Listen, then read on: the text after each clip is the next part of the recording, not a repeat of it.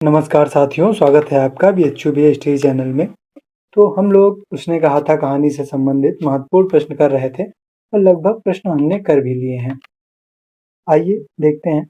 हम लोगों ने 4 प्रश्न देख लिए थे और आज 5वां प्रश्न है, उसने कहा था कहानी के किसी एक पात्र का चरित्र चित्रण कीजिए।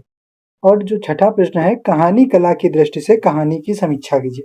ठीक है, तो ऐसे भी प्रश्न पूछा जा सकता है। तो कहानी कला में जो मैंने आपको शिल्प में बताया था, ठीक है, जब संवेदना एवं शिल्प वाला हम लोगों ने प्रश्न किया था, तो उसमें जो मैंने बताया था उसी प्रकार से आपको करना है। बस उसमें आपको संवेदना नहीं बतानी है, आपको शिल्प बताना है। पर आप 1-2 पंक्तियों में शुरुआत में जब भूमिका लिखेंगे, तो उसमें आप लोग संवेदना के बारे में भी थोड़ा ज़िक्र कर दीजिएगा। उसके बाद जो लगभग 20% प्रश्न उत्तर का 20% आपका संवेदना पर आधारित होगा और 80% में आप उसके कलात्मक मतलब कहानी कला मतलब कला में शिल्प आता है, ठीक है।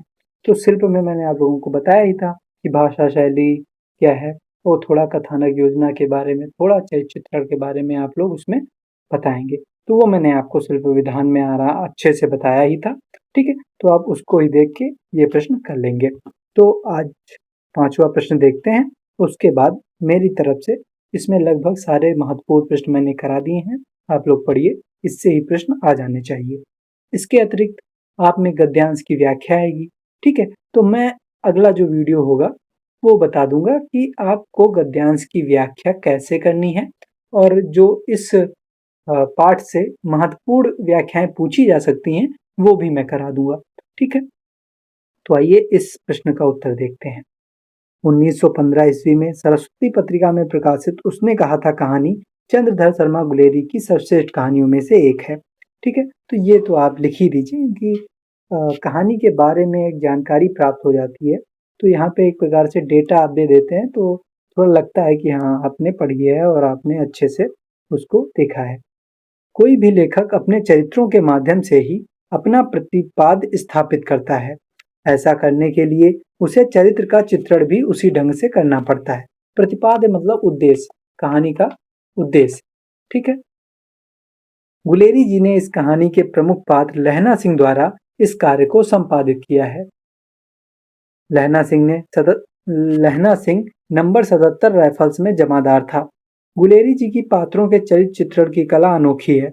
वे किसी भी पात्र की चारित्रिक विशेषताओं को लेखक द्वारा या कहानी के अन्य पात्रों द्वारा नहीं दिखाते, अपितु वे पात्र के चारित्रिक विशेषताओं को दिखाने के लिए परिस्थितियों का निर्माण करते हैं और उसके आधार पर ही हम इस कहानी के कई पात्रों के चारित्रिक गुणों को जान पाते हैं, ठीक है। तो देखिए, प्रश्न तो आपका ये है कि इस कहानी के किसी एक पात्र का चरित्र चित्रण कीजिए। तो प्रमुख पात्र आप जानते ही हैं कि लहना सिंह है, तो मैंने इसमें केवल लहना सिंह के पात्र का चरित्र चित्रण किया है, ठीक है। और पूछेगा भी अगर चरित्र चित्रण से प्रश्न तो इस पे ही पूछना चाहिए। बाकी मैंने आप लोगों को कहानी बता ही दी है पूरी। अब इसके आधार पे आप ये भी देख लेंगे कि उत्तर कैसे लिखना है मुझे अगर चरित्र चित्रण का पूछा जाए, ठीक है। तो अगर मान लीजिए सूबेदारनी का पूछा या सूबेदार हजारा सिंह का पूछा तो आप लोग इसी के तर्ज पे, इसी फॉर्मेट पे वो भी कर सकते हैं। कहानी आप लोगों ने पढ़ी है, मैंने सारांश आप लोगों को बताया ही है, ठीक है। तो वैसे भी पूछेगा अगर चरित्र चित्रण तो लहना सिंह का ही पूछेगा। तो आइए अब इसकी चारित्रिक विशेषताएं देखते हैं। गुलेरी जी की चरित्र चित्रण करने की कला को हम कहानी के प्रारंभिक भाग में ही बखूबी देख सकते हैं। जब लहना सिंह को वह लड़की बताती है कि उसकी कुड़माई हो गई है, तब लहना सिंह के मानवीय स्वभाव को लेखक ने यूं चित्रित किया है। देखिए, अब इसकी मुझे हेडिंग नहीं समझ में आ रही थी कि क्या डालें, तो अगर आपको भी नहीं समझ में आ रहा हो कि किसी चीज़ की हेडिंग क्या डालें, तो आप सबसे पहले उसी चीज़ को बता दीजिए कि ये उसकी एक विशेषता है चारित्रिक। बाकी अन्य को आप, क्योंकि आप बीए में हैं अभी, ठीक, बीए में जो एग्जामिनर होता है वो मांग करता है कि आप हेडिंग देख के कुछ भी चीज़ें लिखें, ठीक है, इससे उनको सुविधा होती है।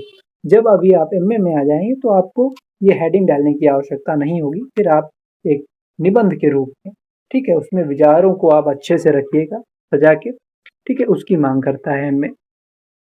तो इसमें यही है।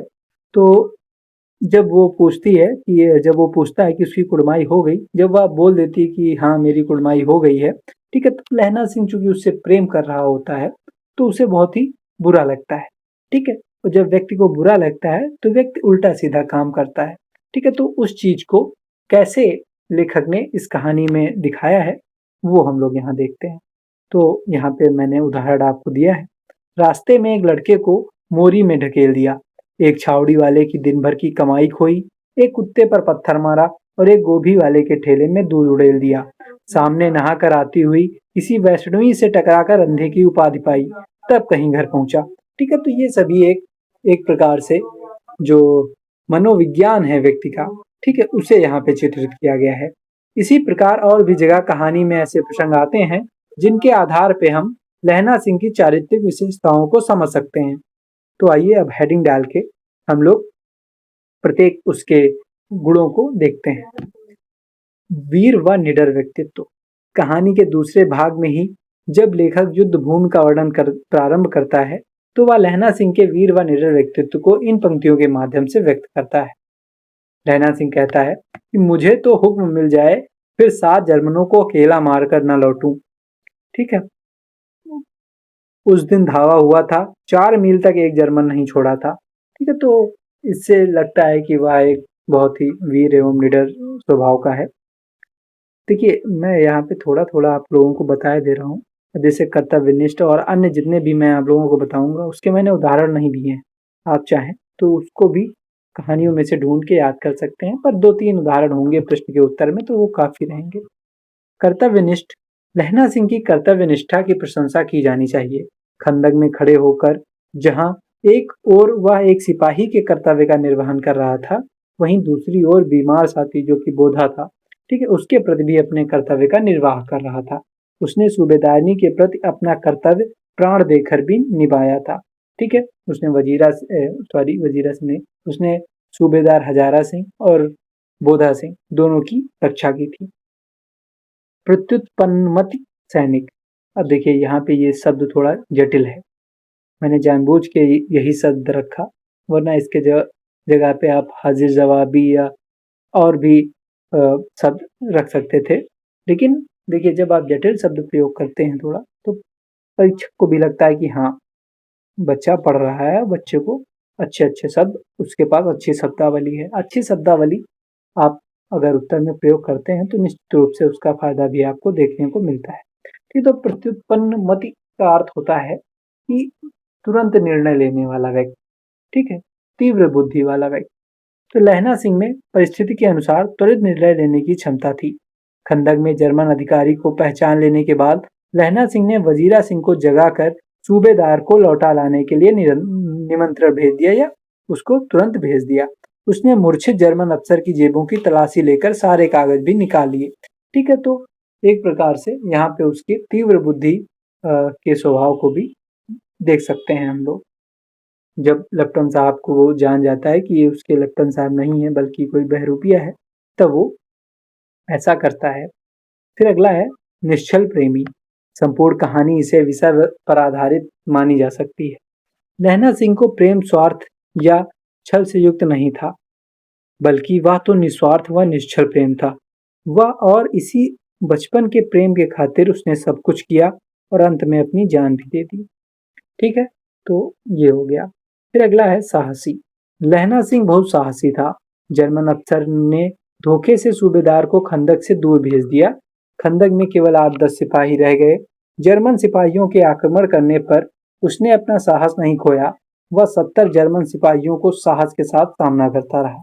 ठीक है, तो यहाँ पे देखेंगे भी कि वो घायल भी हो जाता है।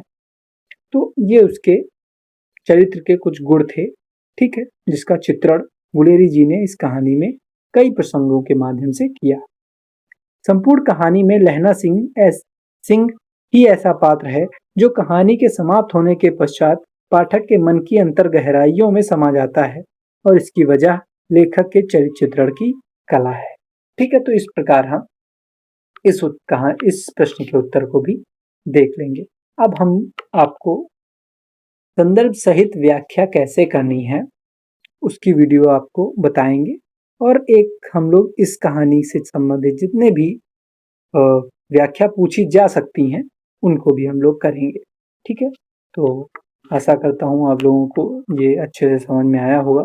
वीडियो को लाइक कीजिए और अपने दोस्तों के साथ शेयर कीजिए। धन्यवाद।